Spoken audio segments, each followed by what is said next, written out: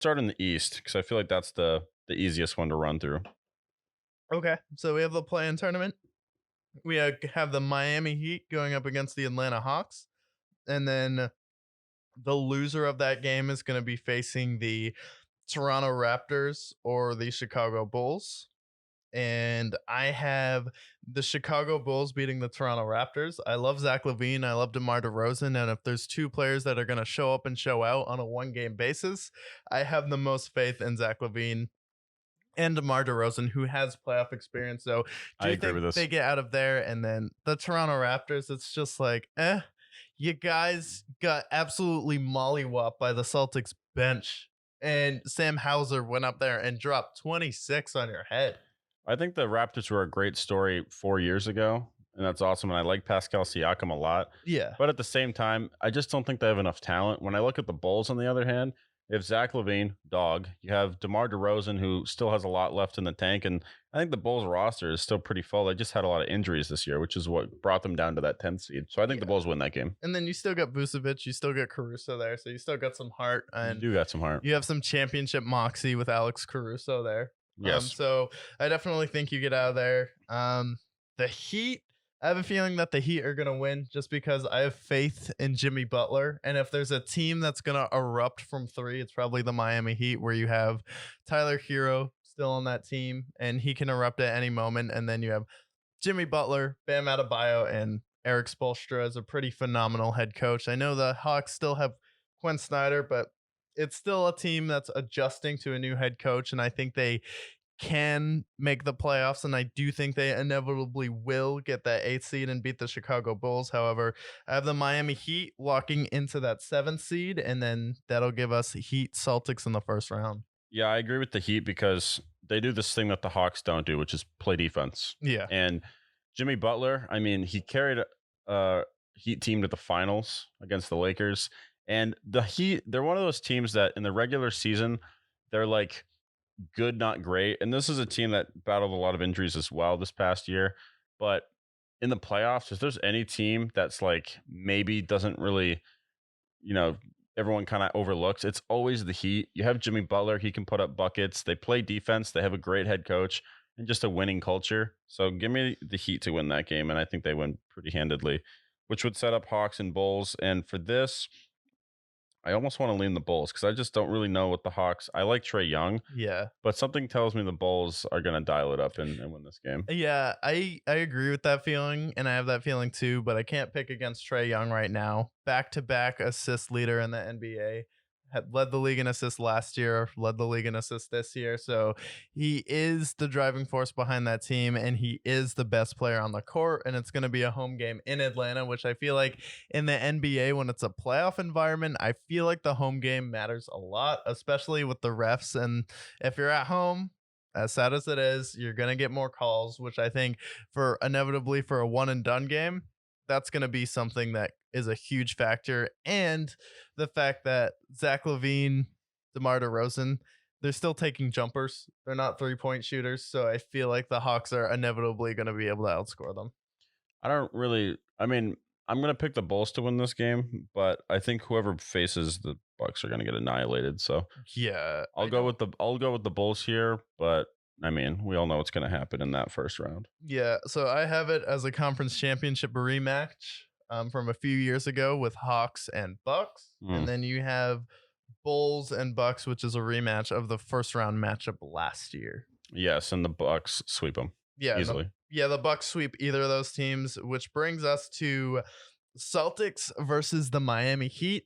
The Miami Heat gave the Celtics a lot of problems last year. It went 7 games, but this year, I think the Celtics are on a mission.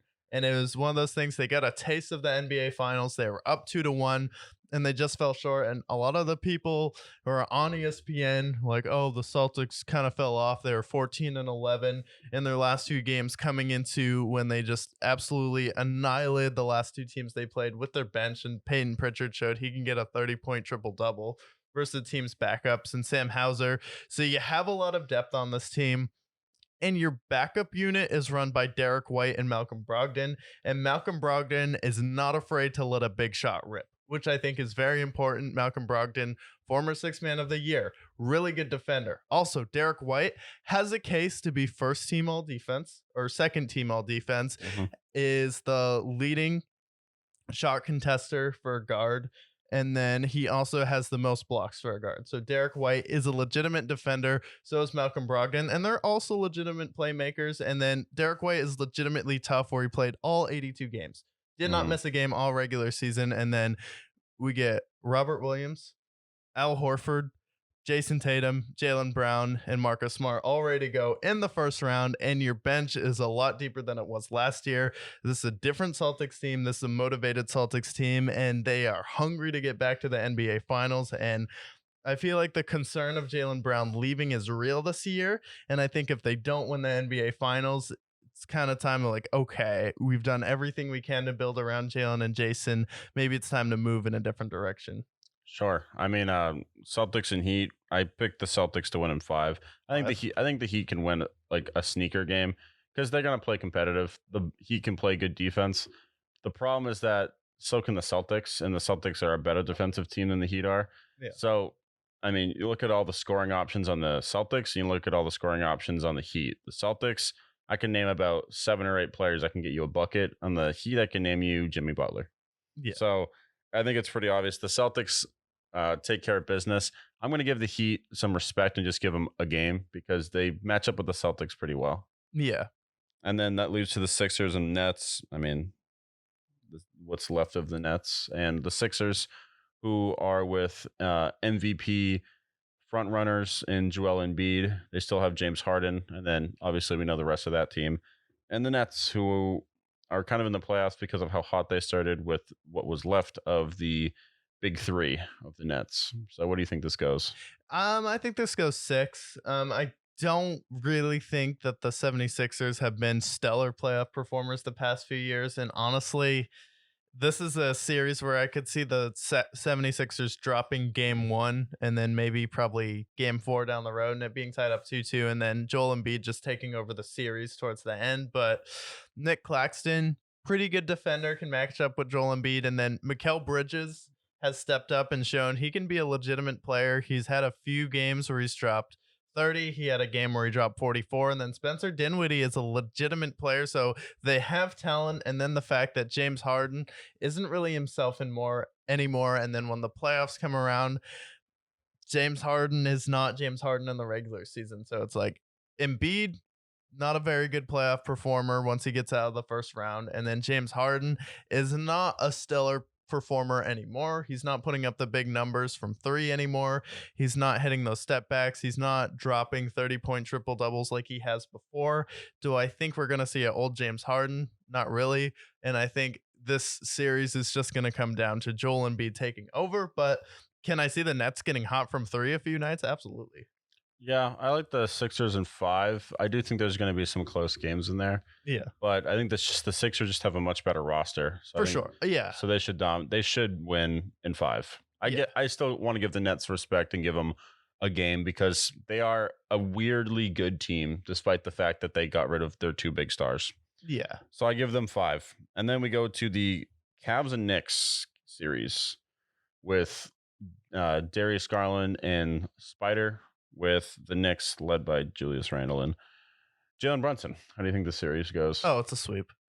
No Sweep it. question. Cavs. I feel like Knicks fans have been excited, but I feel like Knicks fans have also been delusional. Jalen Brunson is maybe the third best guard in the series. And Donovan Mitchell has been electric this year. It may be the best offseason pickup by any team in the NBA season because when you want to go out there and get a really good player, you should go out there and get the really good guard who can close for you, finish games, and drop three-pointers, which, like, oh, a team that actually needed that, the Timberwolves, instead of trading for Rudy Gobert, they traded for Donovan Mitchell, and then Evan Mobley has been a He's dog been this really year. nice. He's a legitimate third option for you. And then Darius Garland has stepped into his own. And I feel like Darius Garland has been the least talked about, really good player this year who really stepped up for the Cavs this year. It gives Donovan Mitchell a legitimate point guard who can handle the ball. And then Mitchell can go out there and just focus on getting buckets. I think the Cavs really want to go out there and make a statement. Is it fun with the Knicks? Yeah. Do I think Tom Thibodeau's a good coach? Absolutely not. This guy runs his players into the ground. Clearly, his method of coaching doesn't work where I'm just going to play everyone the whole game. And that's my strategy. It's like, it's not a good strategy. And while the Knicks are good, I don't believe in their ability to defend the Cavs at all. Julius Randle, it's a nice story, but you see games where he puts up 30, 40 in the regular season. Like regular season NBA versus the playoffs is completely different. And Donovan Mitchell has proven that he's a big time playoff performer. What Jalen Brunson has proven is he can come in there when an entire basketball team is trying to build their game plan around stopping Luca. So it's Mhm. like I need to see him do it on their own, but I just want to see the Cavs sweep the Knicks. It's like I think the Cavs are going to sweep the Knicks as well. yeah. Cavs are just a better team. The Knicks are a good story. I don't know if I agree with Tom Thibodeau being a bad coach. I think that's unfair for him. I mean, he succeeded in Minnesota and in Chicago. With what? With what? With Derrick Rose and Joakim Noah, and then with the Timberwolves with Jimmy Butler. They were still good teams. I mean, his play style, sure, he definitely wears them down, but he's been successful in multiple locations though. Yeah, success as in like he got bounced in the first round in Minnesota and the Bulls. Did he make a conference championship? No, but they're still good teams. They're still he still plays hard with them. I don't know if I like bad when I say bad coach, I think of like I didn't say it's bad. It's like he's not a good coach where he's gonna take you to the next level. that's okay. That's a fair judgment then. So yeah, we got the we agree with pretty much every pick so far in the first round. So let's speed round through the next two rounds. We got the Bucks and the Cavs, and then the Celtics and Sixers.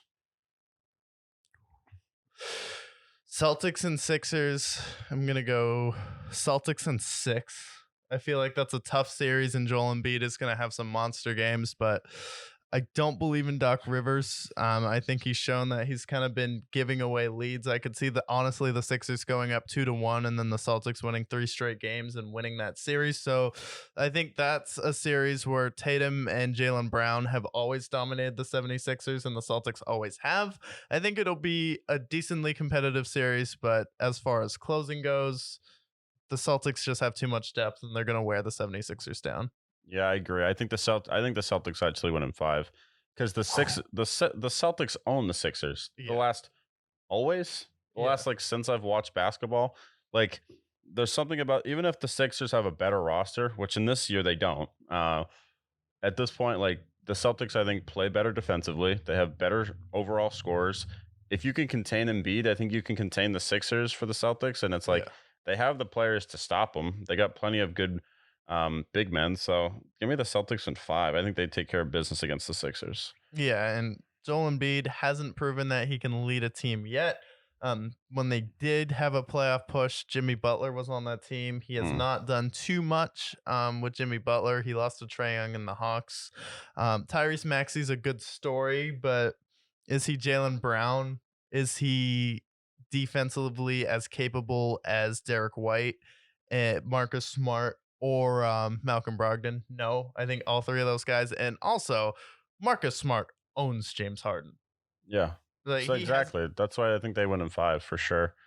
And then we got the Bucks and the Cavs, and it was a great story with the Cavs. We're really happy for them. We got LeBron, the post LeBron era. It's been pretty painful when he leaves the team, but at this point, they're in a better position than what the Lakers were. So I'm happy for them, and I think they're a great team.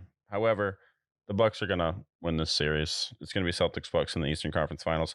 I'm gonna give them 6 games though. I'm gonna let the Cavs. I think the Cavs can win two of those games because they have some really nice players. They have some nice shooters. So I think they can sneak a few games, but the Bucks are just better overall.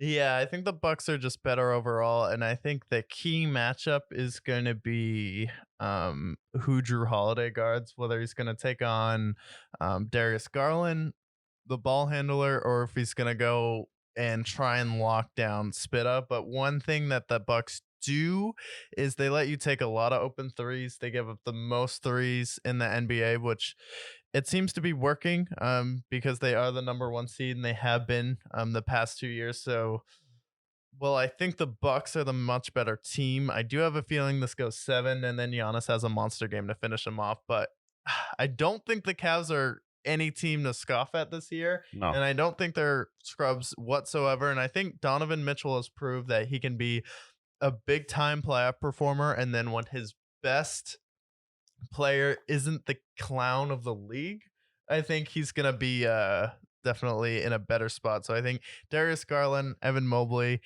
Donovan Mitchell gonna be a huge factor, and then keep a close eye on the health of Chris Middleton, Mm, because when Chris Middleton isn't there, it takes away that steady guy where whenever you need a bucket, he can get a little turnaround jumper, get a 3-point shot off, can get to the bucket, create his own shot. When it's just Giannis, we saw how cold the Milwaukee Bucks can get versus the Boston Celtics last year in the playoffs. So I think that's going to be an interesting story where Chris Middleton's still working through some hamstring issues. So it's like, do I think they're going to roll the Cavs? No, but I no. do think the Cavs can give the Bucks hell. Yeah, that's why I think they can go 6 for him. And And then brings us back to the rematch of the Eastern Conference Finals last year, Celtics and Bucks. I feel like we're going to agree with where we go here. Who comes out of the East? if Robert Williams is healthy, Celtics in six. Yeah, I think the Celtics are going to win this series, and I think the Celtics are better than they were last year, and I think the Bucks are worse than they were last year. So you put those maths together, give me the Celtics in six. Yeah,